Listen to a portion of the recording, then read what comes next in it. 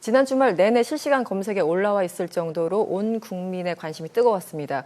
방금 말씀하신 서울중앙지검장 인사 얘기 때문이었는데요. 영상 확인하고 오겠습니다. 윤석열 신임검사장은 어느 검사보다 심한 부침을 겪었습니다. 2006년 현대차 정몽구 회장과 2012년 LIG 구자원 회장 3부자를 사법 처리해서 대표적인 특수통으로 이름을 날렸습니다. 하지만 2013년 국정원 댓글 사건 수사에서 원칙을 고수하면서 검찰 지휘부와 정권에 맞서다가 이후 내내 한직을 맴돌아야 했습니다. 그러다가 지난해 박영수 특검 수사팀장으로 최순실 게이트를 파헤치면서 부활해서 오늘에 이르렀습니다.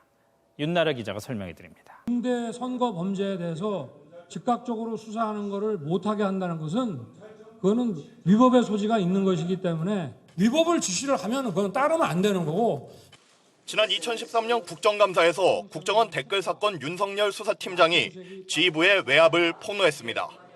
외압의 당사자로 지목된 조영곤 당시 중앙지검장은 눈물까지 흘렸습니다.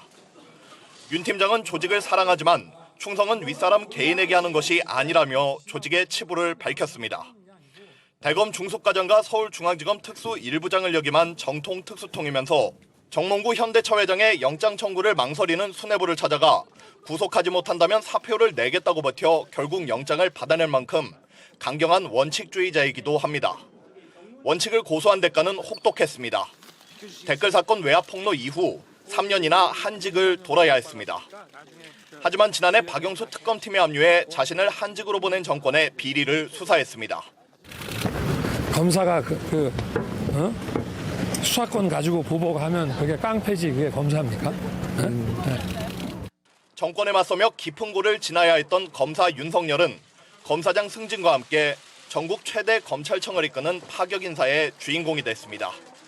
갑자기 이렇게 좀 너무 벅찬 직책을 맡게 돼가지고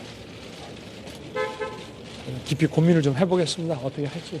윤 지검장 보면은 이게 검사 맞아? 약간 이런 느낌도 들고 소위 말하는 국민 검사 하나 제대로 탄생한 것은 아닌가 여러 가지 참 평가들이 많습니다. 늘 뉴스에 그 검색 순위 1위를 차지하고 있는 것 같은데요. 어쨌든 이번에 뭐 윤석열 검사하면 국정농단 사건과 분리해서 볼 수 없는 사람 아니겠습니까? 네, 어떻게 그렇죠. 이거 연관되어서 넘어갈까요? 네. 그러니까 인선 이유에 대해서도 이제 처음에 밝힌 거는 국정농단 재판을 마무리를 해야 됐고 네. 또 재판 그동안에 검찰에서 미진했던 부분 대표적으로 뭐 문건 유출 같은 부분에 있어서도 수사가 제대로 안 됐다는 부분을 수사를 해야 된다라는 그런 명분이 있는 거고요.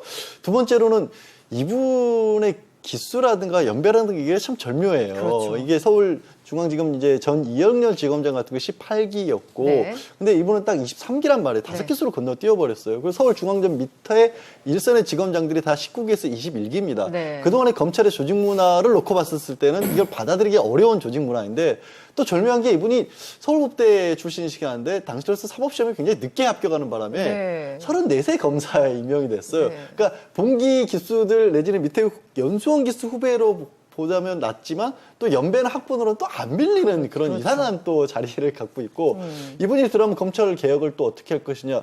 이 앞서 영상에서 보셨듯이 뭐 정치적으로 어떤 활동을 할 그럴 스타일은 또 아니란 네, 말이에요. 네. 오늘 취임하지만 취임식도 안 한다고 했거든요. 그러면 할 수 있는 일은 결국에는 자신의 원칙대로 검찰이 해야 할 바를 원칙대로 밀고 나오면 되는 거예요. 그걸 하기에 가장 적임자인 겁니다. 그럼 그게 못 견디는 사람들 입장에서는 못 버티고 나가면 그만인 거예요. 네. 그러니까 그런 아주 절묘한 카드라고 저는 보고 있고 대신에 또 그렇게 원칙을 몰고 가는 사람답게 각도 많이 잡히고 주변에 네. 원성도 있을 수밖에 없겠죠. 그런 네. 부분들은 앞서 말씀드렸던 이제 대검 차관이라든가 이런 분들이 다독이는 역할을 맡으면 되는 거고요. 네. 나가면 된다는 말을 제가 함부로 한 것처럼 보이지만 함부로 한 게 아닌 게 지금 검찰이 유일하게 차관급만 다른 부서에 비해서 너무 많은 사람들이 인선이 돼 있는 거거든요. 그런 부분도 이미 문재인 대통령이 후보 시절부터 왜 이렇게 검찰만 이렇게 차관급들 대우를 받고 있느냐. 네, 네. 이게 너무 힘이 몰아주기가 있다 보니까 네. 이런 일이 벌어진 게 아니냐라는 생각을 하다 보니까 한 거고 그런 부분에서는 자연스럽게 인적 청산도 이루어질 수 있지 않을까 싶습니다. 네, 교수님. 그 지난 뭐 참여정부 때 검찰 개혁하려고 했는데 그 당시에 뭐 집단적으로 항명하고 반발하고 아주 조직적인 저항이 셌습니다.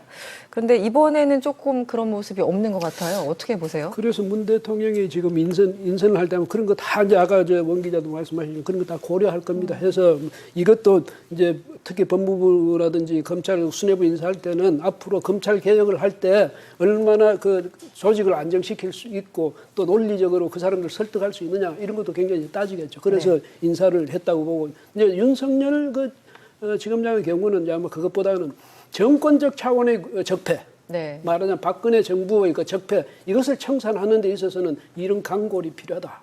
이런 점에서 아마 이분한테 윤석열 지검장한테 그 박근혜 정부와 그런 적폐에서 단절하는 그런 네. 모든 작업을 아마 이분한테 맡긴 것 같고 아까 말씀했던 이금노 신임 차관이라든지 봉욱 신임 대검차장 이런 분들 이제 앞으로 그 위에 이제 또 그 위에 책임자가 올라서야 되겠지만 그 이전까지는 이분들이 정지 작업을 한다든지 준비 작업을 한다든지 네. 이런 역할은 해줄 수 있을 것 아니겠습니까? 그런데 역대 우리가 보면요, 참 아까 김대중 대통령 때부터 이 검찰 개혁 이야기가 했다지만 그 이후에 김대중 김영삼 본래 그 전에 네. 김영삼 대통령이 때는 오히려 검찰을 적극 이용해가지고 날이면 날마다 사정을 했어요.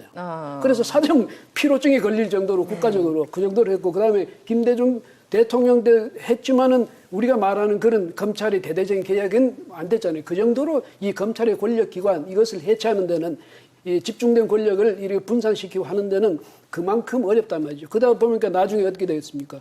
그 노무현 대통령도 좀 좌절을 겪었고 그렇죠. 이명박 대통령은 아예 그쪽에서는 회피를 해버렸죠. 네. 실용 자기는 실용 무슨 주의자다 이러면서 아예 그쪽으로 회피해서 토목공사를 하고 이렇게 됐습니다만. 네. 그다음 박근혜 전 대통령 있잖아요. 이분은 검찰을 오히려 검찰을 이용해 보려고 하고 이 사람들을 굉장히 중용하고 그렇죠. 전부 보면 전부 법조인 출신이야. 그런데 네. 그것이 오히려 자신의 발목을 잡고 박근혜 전 대통령에게는 이 검찰이 말하자면 이 대통령을 올라면은 네. 그런 오히려 역할을 해버렸거든요. 그러니까 이런 점에서 박근혜 전 대통령도 말하자면 검찰 개혁은 전에 손도 못 대고 실패했는데 문 대통령이 이번에 정말 이 검찰 개혁을 할 수 있다면 그래서 검찰이 권력기관이 아니라 국민에 대한 봉사기관 네. 또 말하자면 민주적 법질서 수호기관 이것으로서 거듭날 수 있게만 해준다면 그것 하나만 해도 문 대통령 시대는 의미가 있다. 이런 점에서 볼 때 네. 이번에 아마 이 준비하는 것도 차근차근 준비를 해나가겠지만은 이 뭐랄까 기초가 튼튼해야 개혁이 됩니다. 그래서 이렇게 처음부터 칼잡이를 내세워가지고 뭐 잘겠다 이러면 저쪽에서 어떻게 하겠습니까? 벌써 자기들 방어 체제를 갖추거든요. 네. 그래서 그렇게 하지 말고 네. 이 차근차근하게 제도적으로도 접근하면서 그 검찰 그 구성원들을 잘 설득하고 논리적으로 또 그 사람들 잘 설득해가지고 이번에는 좀 검찰이 거듭나는 그런 정부가 좀 됐으면 좋겠습니다. 네. 120% 저도 동의를 하는데요. 네. 윤석열 지검장이 국회 청문회에 불려 나가서 막 몰리다가 한숨을 푹 쉬면서 그런 얘기를 한 적이 있어요. 이왕 이렇게 된 거 제가 솔직하게 말씀드리겠습니다 이렇게 하는데 저도 네. 이왕 이렇게 된 거 검찰 개혁에 대해서 한번 솔직하게 제 심정을 말씀을 좀 드리면요. 네. 지난 27년 동안 제가 기자 생활을 하면서 역대 정권을 5번을 지금 겪어봤는데 역대 정권의 일성은 전부 다 검찰 개혁이에요. 근데 돌이켜서 복기를 해보면 김대중 정부 때 검찰 개혁은 호남 인사였거든요. 네. 검찰에서 잘 나가는 수뇌부를 호남 출신 한직에 있는 사람들을 쫙 발탁해가지고 해서 자기 정권에 도움되게 했고 그 전에 YS 정부는 뭐 이루 말할 것도 없는 거고요. 최근에 박근혜 정부까지도 검찰 개혁은 검찰 인사, 검찰 인적 청산에 불과했지 검찰 개혁이라는 걸 한 적이 없어요. 근데 조국 민정수석을 비롯해서 문재인 대통령의 검찰 개혁은 요거는 조금 결이 좀 다르다. 역대 대통령들의 검찰 개혁과는 좀 결이 다르다라는 걸 제가 본능적으로 느끼는 부분이 좀 있습니다. 그게 뭐냐 하면 검찰의 인적 청산만 갖고는 안 된다라는 거를 비서실장과 민정수석을 해봤던 문재인 대통령이 좀 알고 있다라는 느낌은 제가 받아요. 네. 그 부분에 대해서는. 네. 그래서 좀 기대를 좀 하고 있는 건데 그런 점에 있어서 윤석열 지검장 발탁에 대해서 국민들이 지나치게 과도하게 환호하고 거기에 기대를 갖는 거는 그건 아니라고 봅니다. 왜냐하면 이런 발탁 인사, 이런 파격 인사를 가지고 되는 게 검찰 개혁이 아니에요. 네, 검찰 네. 개혁이라는 건 기본적으로 검사 명령 동일체 있잖아요. 기소 독점주의를 중심으로 한 검사 동일체 이 원칙 이거를 구조적으로 어떻게 깨느냐. 검찰총장부터 말단 검사까지 말 한마디에 일사불란하게 움직이는 이 시스템을 어떻게 다변화하고 어떻게 견제하느냐가 검찰개혁의 본체인 것이지 윤석열이라는 어떤 스타 검사 하나 딱 이거 중앙지검장 시킨다고 검찰개혁되는 거 아니거든요. 네. 그래서 한간에 이런 얘기 있어요. 지금 문재인 대통령이 윤석열 카드로 1타 6피라는 얘기가 있어요. 6피까지 갔습니다. 예, 6피가 쌍피가 아니라 6피라는 거예요. 그 6가지를 다 말씀드릴 수는 없지만 네. 결국 지금 검찰의 조직적 반발이 노무현 정부 때처럼 있었다라는 거죠. 지금 이런 상황에서. 네. 그거를 지금 윤석열이라는 카드를 딱 던져서 그거 잠재우고 그다음에 봉욱과 이금노를 내서 제도적 개혁, 검찰이 개혁을 하려면 당신들이 검찰 스스로 한번 안을 한번 만들어봐라라는 메시지를 분명히 준 거죠. 네. 그리고 난 다음에는 지금 정치권에서 공수처 여러 가지 뭐 이제 논의들이 지금 되고 있는 거죠. 네. 이렇게 시스템적인 개혁을 해줘야지 사람 바꾸어서 이게 검찰 개혁이 될 것 같은 벌써 10번도 더 됐죠. 전적으로 저도 120% 공감하는 게요. 네. 사람 바꾼다는 게 결국 검찰 안에서 사람을 바꿨잖아요. 그렇죠. 네. 바뀔 수가 없는 거예요.